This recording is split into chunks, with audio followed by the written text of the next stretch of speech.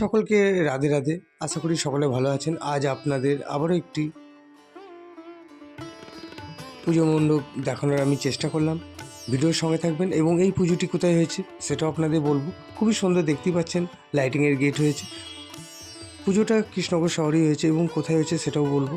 খুবই সুন্দর, দেখতে পাচ্ছেন আলোয় ঝলমল করছে কৃষ্ণনগর শহর।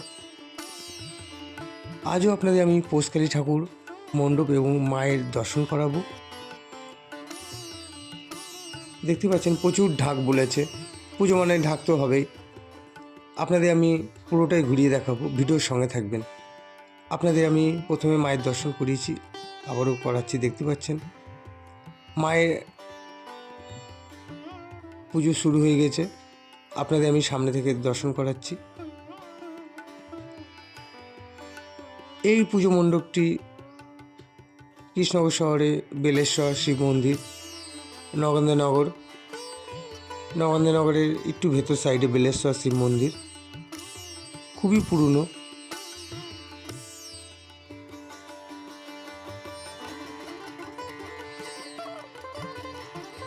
আপনাদের আমি মায়ের সুন্দর করে দর্শন করেছি। আর আমার ভিডিও আপনাদের কেমন লাগছে কমেন্ট করতে ভুলবেন না। আপনাদের এর আগেও বলেছিলাম, আমি আমার ভিডিও দেওয়া রয়েছে পোষকালীর, সেখানে বলেছিলাম যে কৃষ্ণনগর শহরে যেখানেই পোষকালী পুজো হোক প্রসাদের ব্যবস্থা থাকবেই। যেখানে রান্না হচ্ছে সেই জায়গাটা আপনাদের দেখালাম। তো আমরা 3 ভাই চলে গেছিলাম আজ বেলেশ্বর শিব মন্দিরে ভিডিওটা করবার জন্যে। এই দেখুন প্রচুর মানুষ বসে প্রসাদ পাচ্ছেন, বিভিন্ন রকম পদ করেছে। প্রত্যেকটা বারোয়ারি ক্লাবে যেখানেই পোষকালী হোক না কেন খাওয়া দাওয়ার একটা ব্যাপার থাকে কৃষ্ণনগর শহরের। এই দেখুন আমরা 3 ভাই বসে খাওয়া দাওয়া শুরু করে দিয়েছি। খুবই সুন্দর রান্নাটাও হয়েছিল বেলেশ্বর শিব মন্দিরের।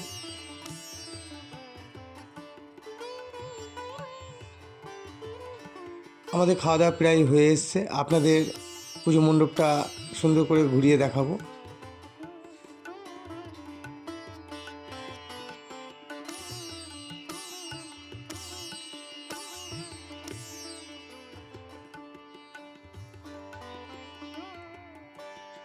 তা চলুন আপনাদের মায়ের দর্শন করাই। দেখতে পাচ্ছেন ঢাক বাজছে, পুজো শুরু হয়ে গেছে।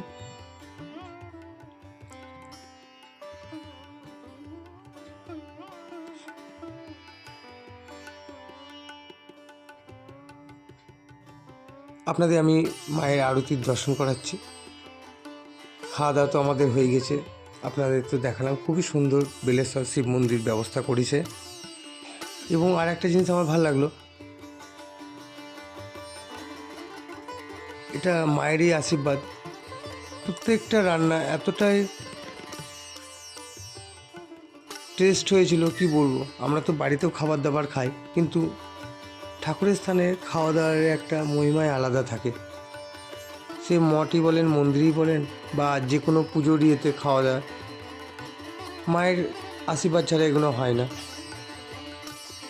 এই দেখুন পুজো প্রায় শেষের দিকে, আপনাদের কাছ থেকে আমি দেখাবো।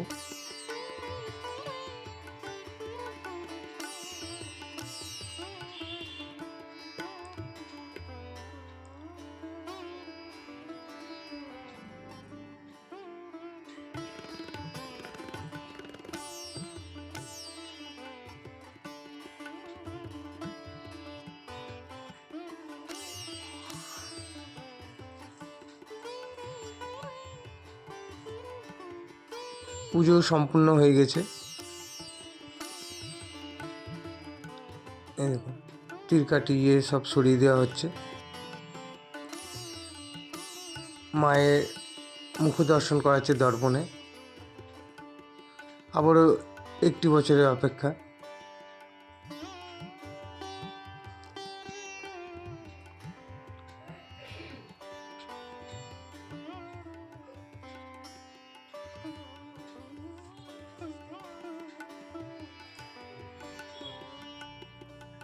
আশা করি আপনাদের আমার ভিডিও ভালো লাগছে।